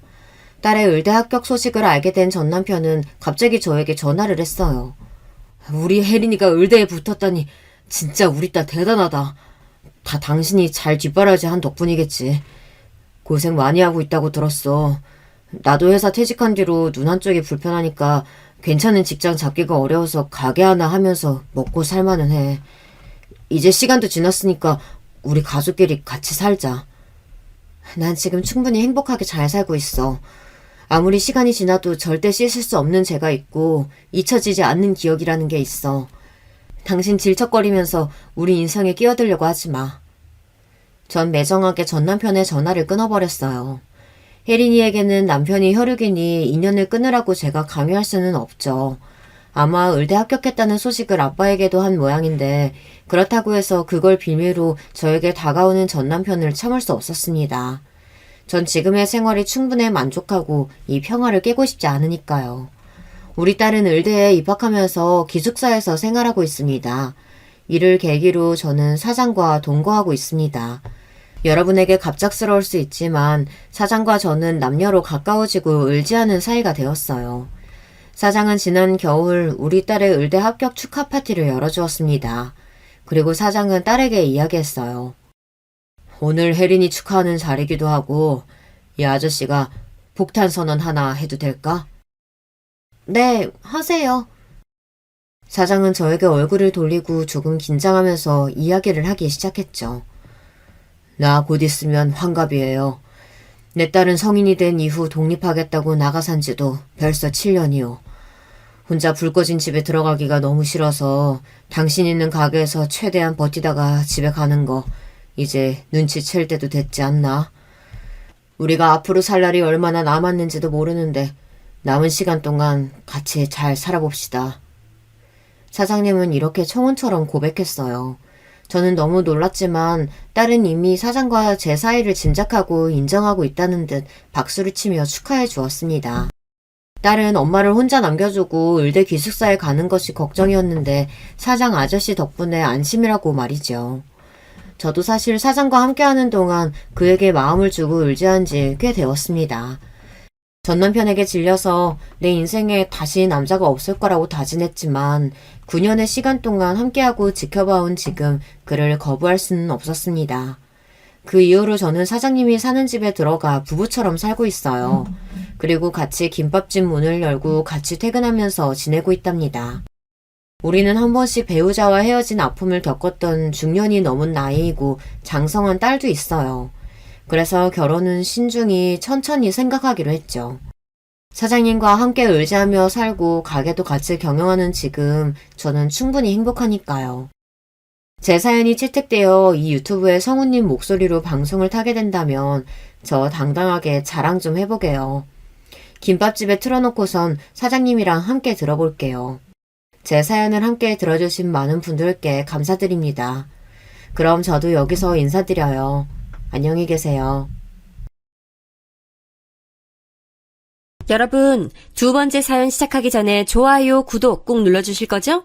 그럼 두 번째 사연 바로 시작합니다. 저는 작은 애견용품 샵과 미용실을 운영하고 있는 애견 미용사입니다. 저는 결혼을 2번 했는데요. 첫 번째 결혼은 정말이지 제게 좋은 기억이라곤 조금도 없는 최악의 시간을 안겨줬고, 두 번째 결혼은 마음고생도 많이 하고 몸도 힘들었지만 결혼하기 참 잘했다는 생각이 들게 만들어주는 시간이었어요. 저의 첫 직장은 유치원이었어요. 지금은 애견 미용사를 하고 있지만 그때만 하더라도 저는 유아교육학과를 졸업해 유치원에 취직했거든요. 막 사회생활을 시작한 상태였죠. 하루는 부모님께서 선을 볼 생각 없느냐고 물어보시더라고요. 선자리가 들어왔다고 하면서 한번 만나봤으면 좋겠다고 말씀하셨어요. 저는 부모님께서 주선하신 자리니 단박에 거절하지 못하고 그 자리에 나갔어요. 그런데 상대방 분이 의외로 저랑 너무 잘 맞더라고요. 대화가 잘 통하는 편이라서 금방 친해졌죠. 주변에서 적어도 3번은 만나봐야 한다고 하셔서 그 뒤로도 몇 번 식사 자리를 가졌어요. 대화도 잘 통하다 보니 어느 순간 저희는 자연스럽게 사귀는 사이가 됐어요. 저는 그렇게 빨리 결혼할 생각은 아니었는데 전 남편 쪽에서 꽤 많이 서두르더라고요. 지금 이야기하지만 저는 확신도 없는 상태에서 그 사람과 결혼을 한 것이나 마찬가지였어요. 신혼 초반엔 누구나 그렇듯 좋았어요. 시부모님들도 잘 챙겨주셨죠. 저도 전 남편도 아이를 좋아하는 편이라 우리는 아이 많이 가지자고 이야기를 하기도 했고요. 그런데 그게 사람 마음대로 되는 게 아니잖아요. 날짜 맞춰가면서 정말 신경 많이 썼는데 쉽지 않더라고요. 혹시 제가 불임인가 생각이 들기도 했죠. 다행히 산부인과 검사로 그런 건 아니더라고요. 결혼 4년 차가 되었을 때 드디어 저희 부부에게도 아이가 찾아왔어요. 너무나도 행복하고 설렜죠. 하지만 그런 기분도 잠시 아이는 유산됐어요. 애타게 기다린 만큼 마음도 많이 아팠죠. 시어머니께서는 어쩔 수 없는 일이라고 하시면서 괜찮다고 곧 좋은 소식이 들릴 것이라고 하셨지만 제 마음은 그게 아니었어요. 설상가상으로 유산 이후 방문한 병원에서는 아이를 가지기 힘들 것 같다고 하시더라고요. 시부모님께서는 엄청난 충격을 받으셨습니다. 전 남편이 3대 독자였거든요. 그런데 며느리가 갑자기 아이를 갖지 못할 것이라고 하니 그 충격이 보통은 아니었지요. 전 남편 역시 어쩔 수 없는 일이라곤 하지만 엄청 실망한 얼굴을 하더군요. 그날 이후 저와 전 남편 사이는 대면대면해졌어요. 저 역시도 고민이 많았고요. 저는 아이를 가질 수 없었고 전 남편은 독자로 자식이 필요했죠. 시부모님, 특히 시아버지께서는 눈에 띄게 저를 밀어내시는 게 보였어요. 며느리라고 그렇게 예뻐해 주시던 모습은 어디로 가고 제게는 눈길조차 주지 않으셨죠. 제가 무슨 말을 해도 없는 사람 취급하셨어요. 시어머니도 비슷했죠. 제가 아는 모든 것들은 마음에 들지 않으시는지 늘 잔소리에 화가 많으셨어요. 저는 이대로는 살 수 없다는 결론을 내렸고 전 남편에게 서로를 위해서 이혼을 하자고 말했어요. 이혼이라니 무슨 소리야? 왜 우리가 이혼을 해? 아이 문제 때문에? 그건 받아들일 시간이 좀 필요할 뿐이야. 아이가 없어도 우리는 충분히 행복할 수 있어. 그러니까 가족들에게 조금만 시간을 줘. 하지만 저는 결심이 확고했어요. 시부모님들이 바뀔 가능성은 없어 보였거든요. 결국에는 전 남편도 이혼에 동의했고 합의 이혼을 진행했어요. 이혼을 하기까지는 많은 시간이 필요하진 않았어요. 합의 이혼이다 보니 더 짧은 시간이 걸렸죠. 저는 유산의 아픔을 제대로 극복하지도 못한 채 이혼까지 해버린 상태로 다시 예전에 혼자로 돌아왔어요. 그때 시작한 게 유기견 보호소 봉사활동이었어요. 아이를 잃고 나니 도저히 유치원에서는 일을 못하겠더라고요. 아이들을 보고 있으면 감정 조절이 제대로 되지 않았죠. 눈물이 막 나는 날도 있었고 짜증이 치밀어 오르는 날도 있었어요. 이 상태로 아이들과 마주하는 건 위험하다는 판단이 들었어요. 그래서 유치원을 그만두고 다른 일을 알아보는 중이었죠. 봉사활동은 어렵지 않았어요. 오히려 몸이 기분 좋을 만큼 피곤해서 다른 생각을 할 여력이 없었어요. 그때 처음 만난 것이 지금은 무지개 다리를 건넌 아롱이였어요. 믹스견인데 뜬장에서 구조한 상태였죠. 처음 아롱이를 만나고 나서 한동안은 잠을 잘 수 없었어요. 눈만 감으면 자꾸 눈앞에 아른거렸거든요. 이름이 아롱이가 된 것도 그 때문이죠. 저는 큰맘 먹고 아롱이를 입양하기로 결정했어요.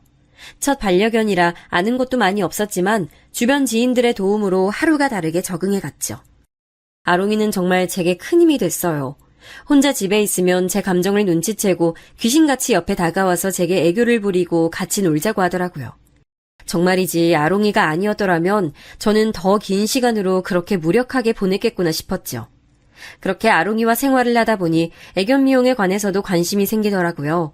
그래서 늦게나마 자격증을 따기 위해 준비를 시작했죠. 온몸에 흉터가 생겼지만 저는 잠시도 쉬지 않고 시험을 준비했어요. 그리고 곧 당당하게 자격증을 손에 넣고는 작은 미용실을 오픈하게 됐죠. 저는 미용은 물론 반려견들에게 필요한 반려용품을 판매하기 시작했어요. 오고 가며 많은 반려인들을 만나서 서로가 치유받은 이야기를 나누기도 했어요. 지금의 남편을 만난 것도 이쯤이었어요.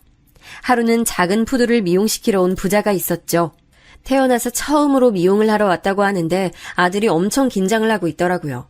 저는 어린 푸들에 관해 몇 가지 질문을 하고는 너무 걱정하지 마시라고 말씀드렸죠. 얌전하다고 말했던 것과는 다르게 주인이 시야에서 벗어나자 푸들은 잠시도 가만히 있질 못하더라고요. 뭐가 그리 궁금한지 여기저기 냄새 맡고 물어보고 아주 난리도 아니었죠. 겨우 달래서 미용을 시키는데 아직 어리다 보니 발버둥을 치면서 제 손이 엉망이 돼버렸어요. 미용을 마치고 나와 푸들을 안겨주는데 아버지 쪽이 제 손을 보더니 깜짝 놀라더라고요. 손이 혹시 요 녀석이 그랬나요? 입질이 없는 놈인데 죄송합니다. 아직 어려서 장난처럼 하는 것 같은데 혹시 모르니까 교육을 시키는 것도 생각해 보셔야 할 것 같아요. 그리고 이쪽 일 하다 보면 자주 있는 일이에요. 괜찮아요. 아무리 그래도 피가 날 정도면 정말 죄송합니다. 집에 가서 잘 교육시키겠습니다. 푸들을 낳은 부자는 미용실을 나서면서도 몇 번이나 미안하다고 사과를 했어요. 아들 쪽은 금방이라도 울 것 같은 얼굴로 다음엔 절대 이런 일 없게 하겠다고 손가락까지 걸고 약속했죠. 그 뒤로도 부자는 자주 저희 매장을 찾아줬어요. 나중에 알았지만 남자 혼자서 쌍둥이 아들을 키우고 있더라고요. 아이들은 푸들을 산책시키다가 지나가는 길에 들리기도 하고 근처 동물병원에 가는 길이라고 하면서 인사를 하러 오기도 했죠. 저는 볼 때마다 쑥쑥 자라는 두 남자아이와 푸들을 보는 재미가 쏠쏠했죠. 그렇게 아이들과 가까워지다 보니 아버지 쪽과도 자연스럽게 안면을 트고 지내게 됐어요. 집도 서로 가까워서 아롱이와 산책을 하러 가면 자주 만나게 되더라고요. 반려견 키우시는 분들은 알겠지만 이렇게 가까워지는 일이 종종 있잖아요. 딱 그런 상황이었죠. 아이들이 바쁘거나 하는 날에는 제가 우리 아롱이와 함께 푸들을 산책시키는 일도 있었어요. 제가 바쁜 날에는 아이들이 아롱이와 산책을 나가기도 했고요. 그렇게 1년 정도의 시간을 보냈습니다. 그 사이에 반려견으로 가까워진 우리는 서로에게 호감이 있음을 인정하고 연인 사이로 발전하게 됐어요. 전 남편과 헤어진 이후로 연애를 다시 할 수 있을 것이라곤 생각지 못했는데 말이죠. 저는 정말 망설이다가 남편에게 아이를 가질 수 없다고 미리 얘기를 했어요. 남편은 이미 두 아들도 있고 귀여운 반려견도 있는데 그런 게 무슨 문제가 되겠느냐고 하더군요. 그 말에 저는 안도감을 느꼈어요. 그래, 이 사람과 있으면 아이에 대한 압박감을 받을 필요가 없겠구나 싶었죠. 남편도 저만큼이나 사연이 있었어요. 아이들의 엄마와는 집안 차이가 많이 나는 결혼을 했다고 하더군요. 그래서 집안 반대도 심했지만 두 사람이 워낙 사랑해서 결혼을 강행했다고 말이죠. 그리고 그 결과 여자 쪽은 집안과 연을 끊고 살아야 했다고 말이에요. 두 사람은 아이들이 태어날 때까지만 하더라도 힘들지만 행복했다고 했어요. 하지만 아이들이 커가면서 여자는 이 생활을 견디기 힘들어하기 시작했다고 했죠. 결국엔 아이들이 초등학교에 입학한 것과 동시에 이혼 서류만 남겨주고는 원래 자신의 집으로 되돌아갔다고 하더라고요. 저는 아이들을 다 버리고 어떻게 엄마라는 사람이 그럴 수가 있나 이해가 되지 않았어요. 남편은 그 일이 응어리처럼 남아서 아이들에게 몇 배는 더 잘해주고 싶었다고 말했죠. 아이들도 우리 사이를 눈치챌 때쯤 남편은 재혼을 생각해 본 적이 있냐고 물었어요. 자신은 저와 결혼을 하고 싶다고 하면서 말이죠. 난 아직 준비가 안 됐어요. 그냥 지금 이대로 지내는 게 저는 딱 좋아요. 결혼이란 거 더 이상은 하고 싶지 않거든요. 우리 지금도 행복하잖아요. 아닌가? 저는 연애면 몰라도 결혼까진 상상하지 않았거든요. 하지만 남편은 포기하지 않았어요. 꾸준하게 제게 결혼에 대해 진지하게 생각을 해보길 권했죠. 그러다 제 생각이 변하게 된 건 한 통의 전화였어요. 쌍둥이 중 작은 애였는데 큰애가 많이 아픈 것 같다고 와줄 수 있느냐고 하더군요. 남편은 중국 출장을 간 상황이었고 아이들을 봐주기로 한 사람은 잠시 외출 나가서는 소식이 없다고 했어요. 저는 깜짝 놀라 정신없이 집으로 달려갔죠. 열이 펄펄 끓더라고요. 저는 바로 응급실로 아이를 데리고 갔어요. 다행스럽게 열이 높을 뿐 큰 문제는 아니라고 하셨죠. 저는 응급실 의자에서 뜬 눈으로 밤을 보냈습니다. 작은 애는 피곤한지 꾸벅꾸벅 졸다가 제 다리를 베고 잠들었죠. 미처 닦지 못한 눈물 자국이 남은 아이의 얼굴을 보고 있노라니 이 아이들의 엄마가 될 수 있을까라는 생각이 들었어요. 남편과 만나면서 늘 외면했던 문제였는데 이렇게 생각이 나다니 스스로도 어이가 없었죠.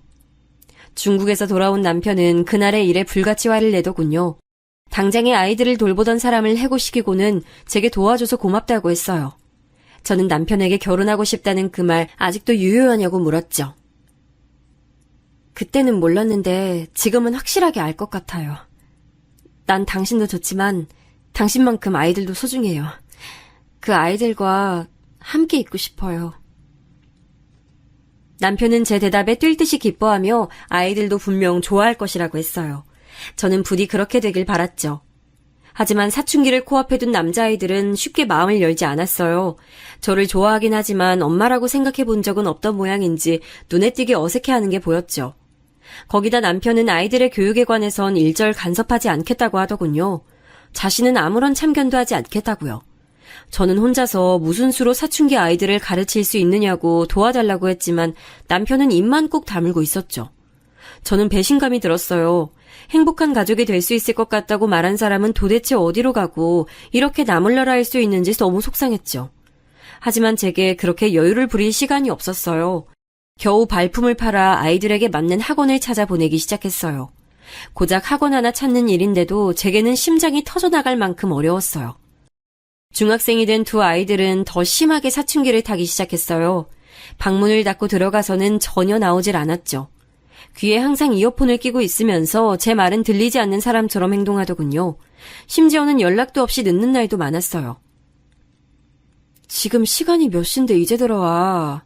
집에서 사람 기다리고 있다는 생각은 안 해? 지금 어디 갔다 오는 거야? 무슨 상관이세요? 남이서 어디를 갔던 뭐라던 무슨 상관이시냐고요? 너 지금 말버릇이 그게 뭐야? 남이서? 난 맞잖아요. 무슨 자격으로 우리한테 소리를 지르고 그래요. 아빠랑 같이 산다고 뭐라도 되는 것처럼 굴지 마세요. 귀찮으니까. 저는 순간 너무 놀라서 아무 말도 할 수 없었어요.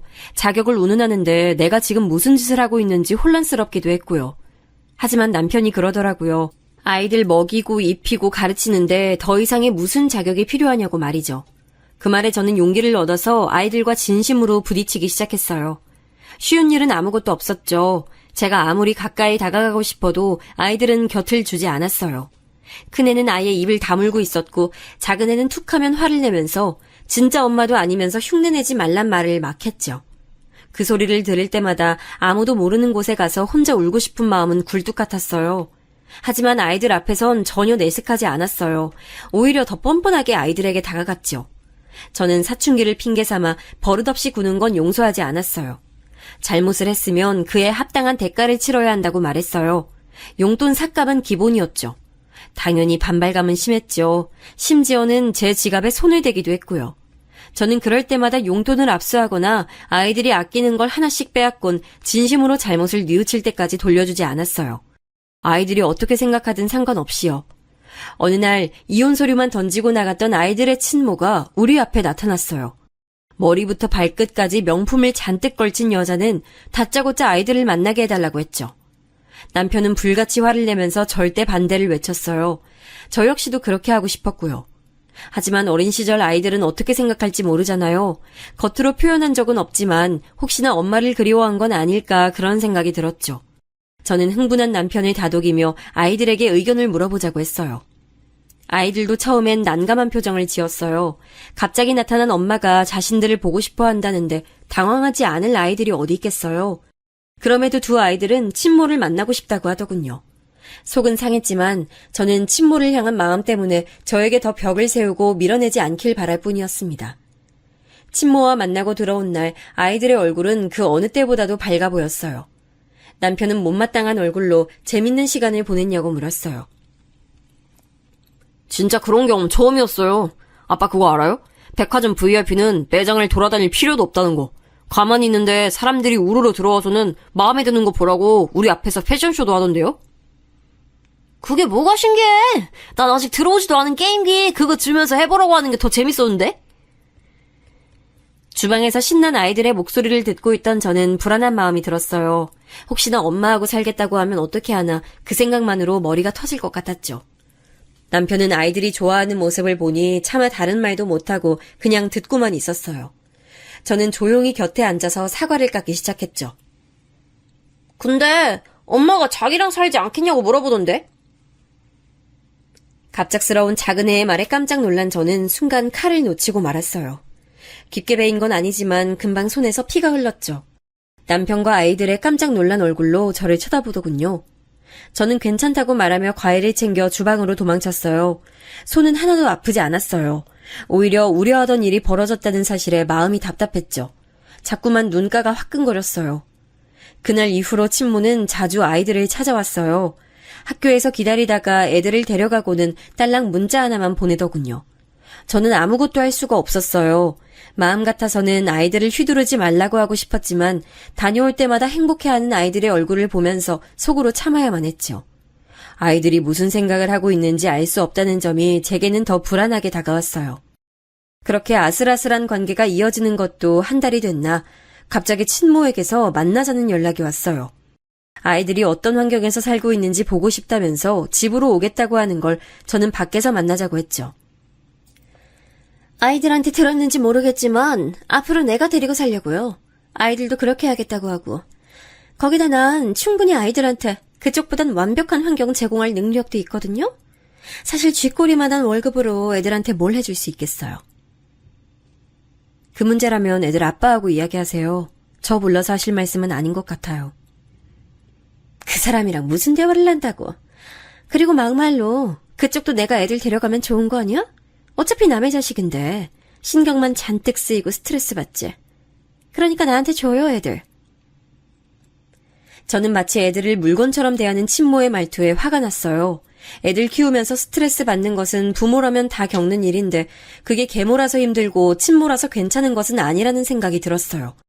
저는 아이들이 원하지 않는 일은 절대 할 생각이 없다고 말하면서 자리를 박차고 나와버렸죠. 집에 들어온 저는 막 씻고 나온 아이들과 마주쳤어요. 저는 흥분을 가라앉히려고 애쓰면서 아이들에게 물었죠. 너희도 엄마랑 살고 싶어? 아빠랑 나랑 말고 엄마랑 살고 싶어? 아이들은 무슨 소리를 하느냐는 듯이 저를 바라보더니 엄마를 만났냐고 묻더군요. 저는 다시 한번 아이들에게 물었어요. 우리가 엄마한테 갔으면 좋겠다고 생각하시잖아요. 저희만 없으면 아빠랑 두 분이서 좋은 거 아니에요? 어떻게 그런 말을 해? 내가 너희를 보내고 싶어 한다고? 아니에요? 그렇잖아요. 남의 자식 키우면서 사는 게 뭐 좋은 일이라고. 저는 누군가에게 머리를 세게 맞은 기분이 들었어요. 그동안 아이들에게 최선을 다했다고 생각했는데 아이들의 입에서 남의 자식이란 말이 나올 것이라고는 상상도 못했거든요. 저는 그날 밤 잠을 잘 수 없었어요. 다음날 친모를 만나러 간 아이들이 늦은 시간이 되도록 돌아오지 않았어요. 늦어도 9시면 들어왔는데 11시가 넘도록 소식이 없었죠. 저는 몇 번이고 전화기를 들었다 놨다를 반복하면서 현관 주변을 맴돌았어요. 12시가 돼서야 비밀번호를 누르는 소리와 함께 아이들이 들어왔어요. 저는 안도의 한숨을 내쉬면서 잘 다녀왔냐고 물었죠. 그런데 아이들 반응이 너무 이상했어요. 굳은 얼굴이 마치 화가 난 것처럼 보이기도 했어요. 아이들은 아무런 대답도 없이 그대로 방으로 들어갔죠. 그렇게 늦게 들어온 이후 아이들은 친모를 만나러 가지 않았어요. 무슨 일이 있느냐고 물었지만 역시나 대답은 없었죠. 남편이 야근으로 늦는다고 해서 오랜만에 새 식구가 저녁을 먹게 됐어요. 식기가 부딪히는 소리를 제외하곤 조용했죠. 그런데 갑자기 큰애의 전화가 울리더군요. 큰애는 힐끔 보더니 바로 끊어버렸어요. 곧 작은애 전화도 울렸는데 이번엔 보지도 않고 그냥 꺼버리더군요. 직감적으로 친모의 연락이라는 걸 알 수 있었어요. 갑자기 왜 친모의 전화를 피하는지 저는 알 길이 없어 답답했죠. 식사를 마치고 설거지를 하는데 친모에게서 전화가 왔어요. 애들 지금 집에 있지? 당신이 애들한테 나랑 만나지 말라고 했어? 잔뜩 화가 난 그 여자는 영문을 알 수 없는 소리를 하며 소리를 지르더군요. 도둑년, 내 아들이야, 내 거라고! 근데 네가 뭔데 버티는 거야? 당장 내놔, 내 아들 달란 말이야! 친모는 입에 담기도 힘들 욕설을 퍼붓기 시작하는데 저도 참기가 어렵더군요. 다 포기하고 이혼서류 남기고 가신 건 아이들 포기한 거나 마찬가지 아니에요? 이제 와서 양육권이라뇨. 말이 되는 소리를 하세요. 내 자식 내가 키우겠다잖아. 그리고 옛날 이야기하는데 당신이라고 다를 것 같아? 내 상황이면 당신도 마찬가지야. 내 몸 하나 지키는 것도 힘든데 애들이 무슨 소용이야? 난 당신과 달라요. 내 몸 편하면 자식 생각이 나고 불편하면 아이들 버리는 게 무슨 엄마예요? 제가 울컥한 나머지 한창 따지는데 큰애가 오더니 전화기를 확 빼앗아서는 끊어버리더라고요. 너무 놀란 제가 움직이지도 못하고 서 있자 아이는 제게 전화기를 돌려주며 절대 전화도 받지 말고 찾아와도 만나지 말라고 하더군요. 이번에야말로 무슨 일이 있었는지 꼭 들어야겠다는 생각이 들었어요. 결국 작은애가 담담하게 이야기를 하더군요. 그냥 우리 왜 두고 갔는지 물었을 뿐이에요. 저는 하늘이 노랗게 변하는 기분이 들었어요. 뭐라고 들었냐고 물었더니 키우는 게 너무 힘들어서 버리고 도망갔다고 고백했다며 담담하게 말을 했죠. 저는 친모라는 사람을 용서할 수가 없었어요. 어떻게 애들한테 그런 말을 양심 고백이란 말 아래 할 수 있는지 이해가 되지 않았죠. 그렇게 했으면서 아이들을 데리고 살겠다고 이야기하다니 뻔뻔스러운 것도 정도가 있어야지 이건 너무하다 싶더라고요. 급기야 남편은 친모와는 이야기가 되지 않는다며 아이들의 외가를 찾았어요. 그런데 그쪽에서는 오히려 아이들을 전혀 원하지 않는다고 했다는 거예요. 순간 정신이 아득해지는 기분이었죠. 만약 아이들이 이 사실도 모르고 외가로 갔었을 장면을 상상하니 피가 거꾸로 솟았습니다. 남편은 친모를 확실하게 단속해달라고 말하고 돌아왔죠. 그날 이후 친모는 한 번도 아이들 앞에 나타나지 않았어요. 아이들도 딱히 친모에 관한 이야기를 하지 않았고요. 그러던 어느 날 늦은 시간에도 아이들에게서 연락이 없었어요. 전화를 아무리 걸어도 받지 않았죠. 알아보니 학원에 가지 않았더라고요. 친구들은 집에 들어가는 것을 봤다고 하고요. 저는 깜짝 놀라 온 동네를 찾아다녔죠. 점점 더 불안해지면서 무슨 사고라도 난 건 아닌가 걱정이 됐어요. 그러다 혹시 친모가 데려간 건 아닐까 싶은 생각도 들었죠. 그렇게 한참을 뒤져서 겨우 사람 없는 놀이터에 앉아있는 아이들을 찾았을 때는 정말이지 감사합니다 소리가 절로 나오더라고요. 저는 갑자기 사라진 이유를 물었지만 아이들은 아무 말도 하지 않았어요. 집으로 돌아오는 차 안에서 운전대를 꼭 쥔 저는 아이들에게 단호하게 말했어요. 너희가 날 싫어하는 건 상관없는데 이런 식으로 행동하는 건 이번이 마지막이야. 위험한 일에 말려들었으면 어쩔 뻔했어. 나는 그런 상상만 해도 손이 덜덜 떨리고 무섭거든? 그러니까 하고 싶은 말이 있으면 그냥 해. 다 듣고 있을게. 어떤 말이든 상관없어. 그리고 나도 앞으론 너희가 힘들게 하면 힘들다고 다 얘기할 테니까 비겁하게 우리 숨지도 도망치지도 말자. 알겠지? 두 아이들은 제 말에 대답 대신 입을 삐죽거렸지만 저는 그래도 상관없었어요. 기분 탓인지 모르지만 아이들 얼굴이 조금은 달라진 것 같았거든요. 나중에 알았지만 그날 친모가 찾아왔었다고 해요. 당장 자기를 따라가자고 하는 걸 거절했더니 친모가 길길이 날뛰면서 배 아파 낳은 사람은 자기인데 왜 자기 말을 안 듣는 거냐고 소리를 질렀다고 하더군요. 그러면서 아이들에게 눈치도 없느냐고 제가 얼마나 자기들이 사라지길 바라는지 아느냐고 하는데 이유도 없이 화가 나고 속상해서 도망쳤다고 말해줬죠. 고등학생이 되면서 확실하게 두 녀석은 분위기가 많이 바뀌었어요. 반항기는 쏙 빠지고 공부에 진지하게 임하기 시작했죠. 특별한 호칭 없이 지내던 녀석들이 제게 아줌마라고 부르기 시작한 것도 이쯤이었어요. 기분이 묘하더군요. 매번 저기, 저 이렇게만 불리다가 아줌마라고 제대로 불린다는 게 좋았어요. 아이들과 더 가까워진 기분도 들었죠. 해가 바뀌어 아이들이 수험생이 되자 저 역시도 신경 쓸 일이 한두 가지가 아니더라고요.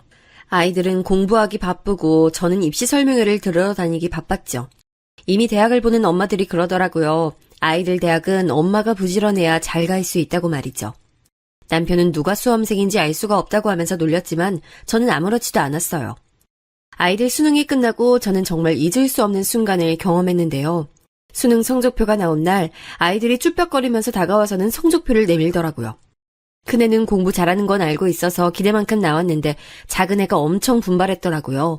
예상 점수를 웃돌고 있었죠. 이대로라면 상향 지원을 해도 될 정도였어요.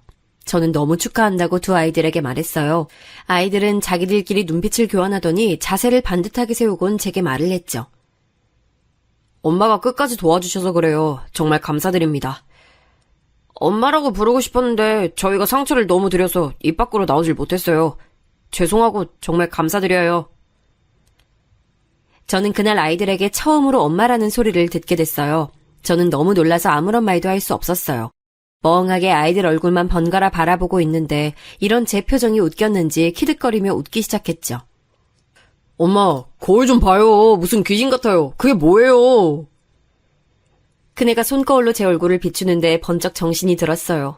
눈물이 흘러서 화장이 번졌더라고요. 저는 급하게 화장실로 달려가 얼굴을 씻었죠. 아들들은 제 반응에 재미를 붙였는지 그날 하루 종일 엄마를 부르면서 저를 따라다녔어요. 그때마다 눈물이 터지려고 해서 혼났죠. 저는 아이들에게 다 큰 녀석들이 징그럽게 왜 이러냐고 했지만 사실은 너무 기뻐서 계속 불러줬으면 좋겠다는 생각이 들었어요.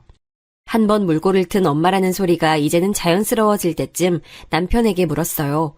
왜 처음에 모든 걸 제게 맡겼는지 말이죠.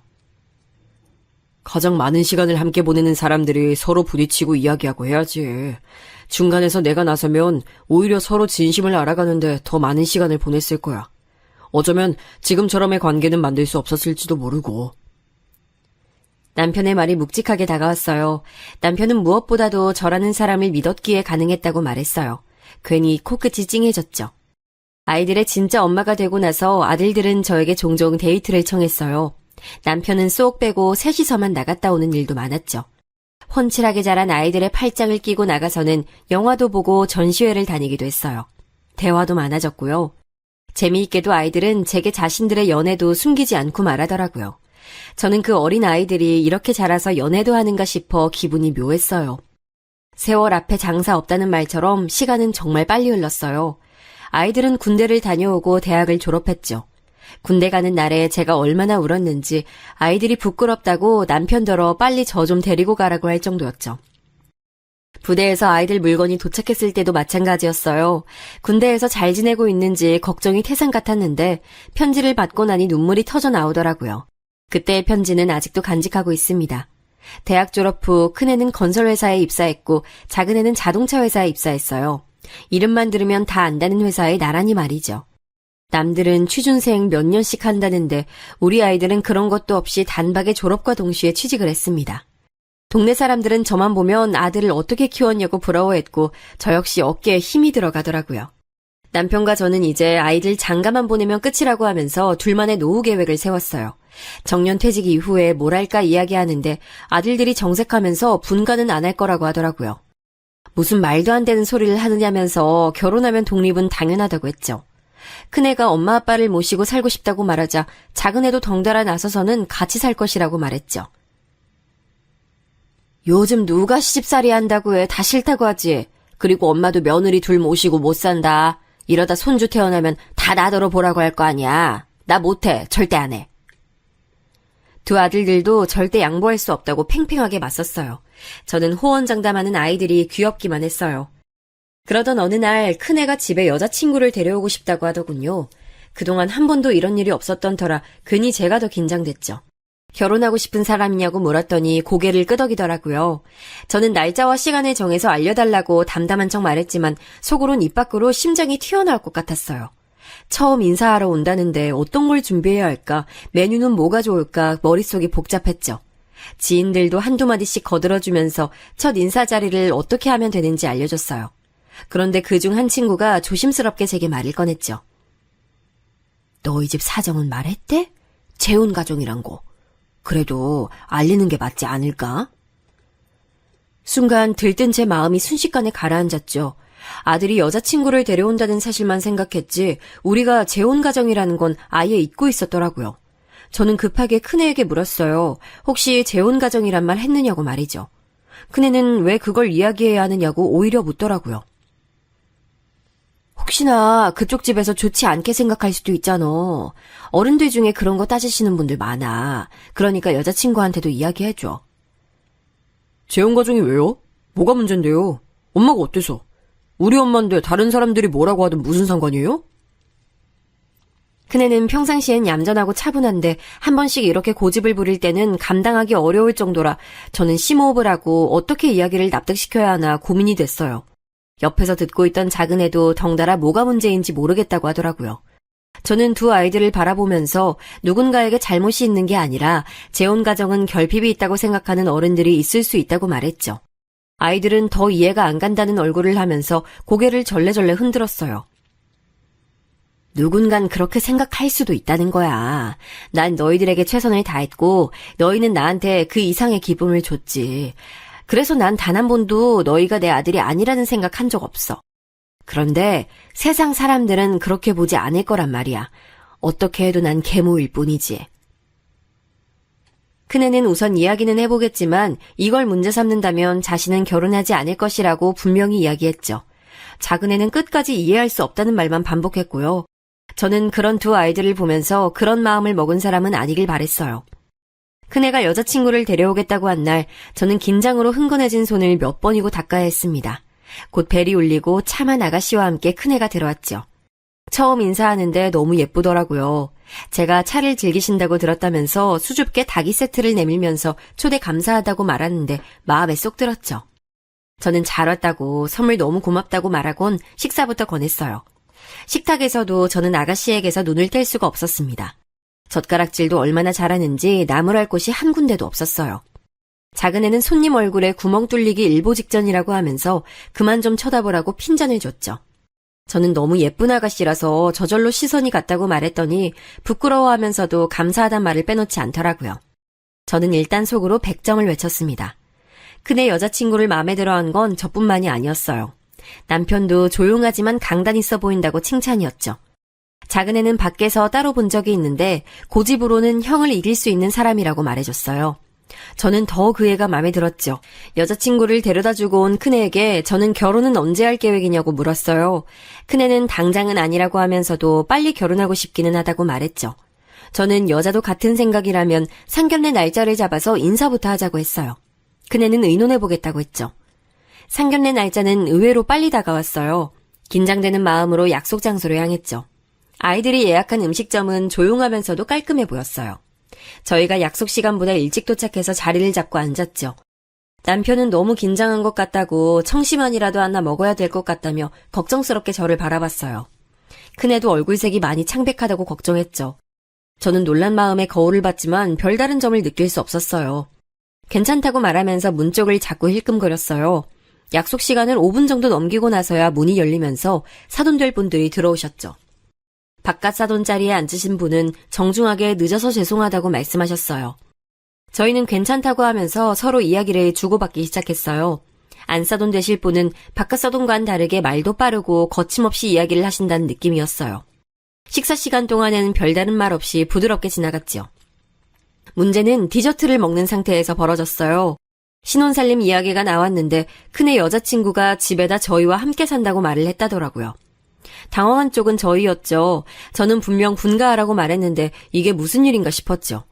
저는 함께 살 생각 없다고 말하면서 분가를 시킬 예정이라고 했어요. 하지만 눈치 없이 큰애는 적어도 3년은 부모님을 모시고 살고 싶다고 말하더라고요. 여자친구도 동의한 문제라고 하면서 말이죠. 저는 예비사돈 눈치가 보이기 시작했어요.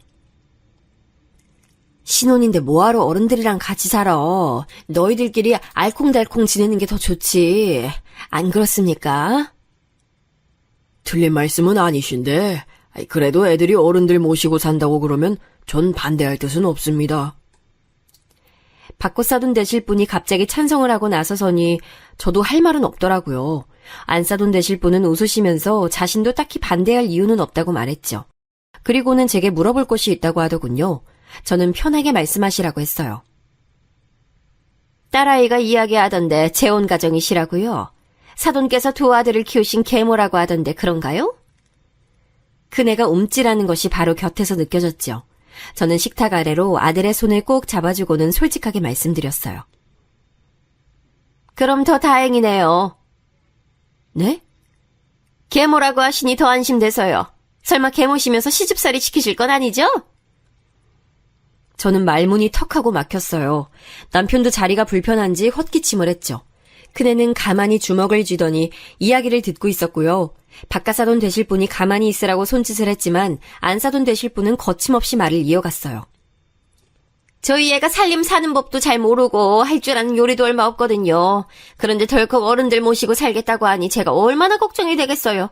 그런데 다행히 재혼 가정이라고 하더라고요. 그 이야기 듣고 나니 안심도 되고 좋네요. 아들이라고 해도 계모인데 자기 배 아파서 낳은 자식이랑 어디 갔나요?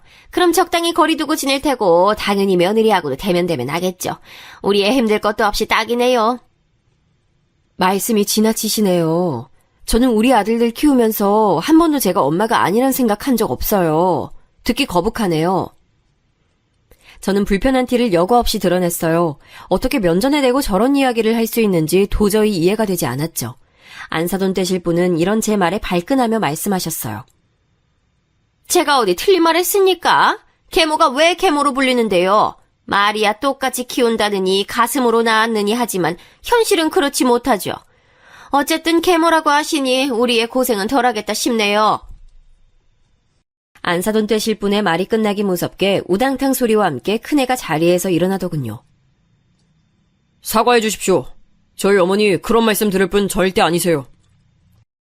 저는 깜짝 놀라 큰애의 팔을 당겼지만 오히려 큰애는 요지부동이었어요.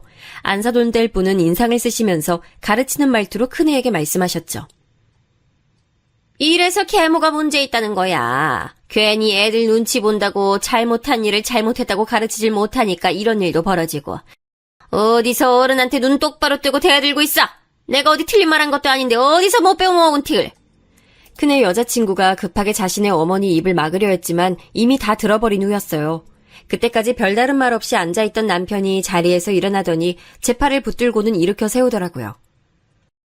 저희 인연은 여기까지인 듯합니다. 아무래도 결혼은 없던 것으로 하는 것이 좋겠습니다. 저는 깜짝 놀라 무슨 소리를 하는 거냐고 물었지만 남편은 저를 끌고 나가려고 하더군요. 저는 이렇게 나가면 어떻게 하느냐고 말했지만 대답은 오히려 큰애에게서 나왔어요. 어떻게 하긴요. 결혼 엎어버리는 거죠. 갑작스러운 반응에 큰애 여자친구도 당황하는 게 그대로 느껴졌어요. 저는 차분하게 앉아서 이야기를 하자고 했지만 우리 집 두 남자는 그럴 마음이 조금도 없었죠. 결국 저희 가족은 상견례 자리를 그대로 박차고 나왔죠. 집으로 돌아가는 차 안에서 저는 무슨 생각으로 이렇게 나왔냐고 두 사람에게 화를 냈어요. 하지만 두 사람은 반대로 더 이상 따져들지 못한 게 아쉽다고 하더군요. 상견례 자리였어. 이렇게 나올 자리가 아니었잖아. 내가 저번에도 말했지만 재혼 가정 그렇게 보는 사람들 있을 수 있다니까. 미리 말해줬잖아. 재혼 가정을 가지고 말하는 게 아니었잖아요. 엄마가 계모인 게 뭐 어때서. 우리 가족 사정 아무것도 모르면서 그렇게 말씀하시는 건 상대방에 대한 예의가 아니죠. 저는 그런 집 사위 될 생각 추호도 없어요. 저는 약간 흥분한 듯이 말하는 큰애를 보면서 지금 말고 살짝 가라앉으면 다시 이야기할 생각으로 알겠다고만 했어요. 집으로 돌아왔지만 상황은 달라진 것이 없었어요. 오히려 더 심해졌죠. 큰애는 오늘 있었던 일을 미주알 고주알 작은애에게 다 이야기를 했더라고요. 작은애는 큰애보다 몇 배는 더 다혈질이라 무슨 활화산 타오르듯이 부르르 떨더니 도대체 뭐하는 집이냐고 소리를 빽 하고 질렀어요. 그리고는 어떻게 그렇게만 말하고 나올 수 있냐고 큰애한테 화풀이를 냈죠. 저는 겨우 작은애를 말리고는 이 일을 어떻게 수습해야 할지 머리가 복잡했어요. 다음날 안사돈 되실 분에게 연락이 오더라고요. 밖에서 따로 봤으면 좋겠다고 말이죠. 저는 살짝 긴장한 마음으로 약속 장소에 나갔어요. 안사돈 되실 분이 먼저 말을 꺼내더라고요. 어제 일은 심히 유감입니다. 좋은 자리라서 모였는데 그렇게 가실 줄은요. 온 얼굴에 섭섭하다고 가득 써붙이신 듯 보였어요. 딸애가 닭달에서 나오긴 했는데 솔직히 제가 뭘 잘못했는지 모르겠어요. 없는 말 지어낸 것도 아니고 계모더러 계모라고 하는 게 뭐가 어떻다고 그렇게 반응하시는 건지 정말 너무 실망이네요. 안사돈 되실 분은 사과를 하러 오신 건지 아니면 어제 못다한 비난을 하러 오신 건지 어느 쪽인지 감이 오질 않았어요. 저는 침착하게 보자고 하는 이유를 물었죠. 안사돈 되실 분은 답답한 얼굴을 하시고는 결혼 준비 때문이라고 하셨죠. 저는 어이가 없었어요. 저는 솔직히 사과를 하러 오셨을 것이라고 생각했어요. 적어도 어제 무례했던 사람은 저희 남편도 저희 아들도 아닌 그쪽이나요. 정말 어처구니가 없어서. 아니 잘못이라뇨? 없는 말 지어낸 것도 아닌데 뭐가 잘못이란 말씀이세요? 안사돈 그렇게 안 봤는데 혹시 계모에 자격지심 있으세요? 아유, 있다고 하셔도 뭐 어쩔 수 없긴 한데 그걸 저한테 하실 말씀은 아니죠. 저는 벌떡 자리에서 일어났어요. 더 듣고 있다가는 귀가 썩을 것 같았죠. 그냥 없던 일로 하세요. 우리 아들 아까워서 안 되겠어요. 이봐요. 남의 가정사에 알지도 못하면서 함부로 말하지 마세요. 지금 하는 손가락질 다 자기한테 돌아오게 되니까. 내가 이런 말까진 안 하려고 했는데 당신 같은 사람한테서 어떻게 그렇게 고운 딸아이가 태어나는지 모르겠네요. 혹시 그쪽이야말로 계모인 거 아니에요? 등 뒤로 안 싸둔 사람이 펄쩍펄쩍 뛰는 것이 느껴졌지만 저는 모른 척하고 집으로 들어왔어요. 집엔 아무도 없었죠. 저는 화가 나서 눈물이 날 지경이었어요. 큰애는 그날 늦게 집에 들어왔어요. 술도 마신 것처럼 보였죠. 그런 모습을 보니 마음이 흔들리더라고요. 가서 사과를 해야 하는 건가 싶기도 했고요. 하지만 큰애는 저를 보자마자 반갑게 제게 매달리더니 깔끔하게 끝을 냈다고 말을 꺼냈어요. 그 사람 어머니 오늘 만나셨다면서요? 얘기 다 들었어요. 또 엄마한테 무례하게 굴고 말 함부로 하고 그랬다고. 그래서 엄마가 결혼 없던 일로 하자고 하셨다면서요? 저는 그렇다는 말은 못하고 애꿎은 입술만 뜯었어요. 엄마, 전 다 괜찮아요. 엄마한테 나쁜 말 하는 사람들, 그런 사람들하고는 상종 못해. 안 해. 그러니까 저한테 미안하다고 생각하시면 안 돼요. 아셨죠? 저는 큰애의 등을 쓰다듬어주며 미안하다고 몇 번이고 중얼거렸어요. 다음날 큰애는 평소와 조금도 다를 바 없는 얼굴로 출근 준비를 하고 있었어요. 다른 가족들도 마찬가지였고요. 저는 마음이 불편했지만 내색하지 않으려고 했어요. 밤새 고민을 했지만 결국 저는 아들의 의견을 따르기로 마음먹었습니다. 여기서 제가 나서서 사과를 한다고 과연 이 결혼이 정상적으로 유지가 될 수 있겠는가 싶었죠. 그렇게 저희는 이 일을 잊고 있었습니다. 몇 년의 시간이 흐르고 사람마다 인연은 다 있는 모양인지 큰애도 작은애도 자기 짝을 만나 결혼했습니다. 착하고 부지런한 아이들이 며느리로 들어왔죠. 죽어도 한 집에서 살아야 한다는 아들 녀석들 때문에 저희 가족은 3층 빌라를 구입해서 살고 있어요. 각자 단독주택처럼 입구는 따로 있지만 서로 집에는 쉽게 오갈 수 있도록 만들었죠. 평소엔 각자 생활했지만 주말만큼은 가족끼리 모여서 밥을 먹기도 하고 단체로 캠핑을 가기도 했어요. 얼마 전에는 큰며느리에게 좋은 일도 찾아왔어요. 10개월만 지나면 제가 할머니가 된다고 알려줬죠. 가족들은 다 함께 기뻐하면서 부모가 되는 큰애 내애를 축하해줬죠. 지금도 저와 며느리들은 셋이서 종종 외출을 하는데요. 아들들이 자기들은 빼놓고 논다고 질투가 엄청납니다.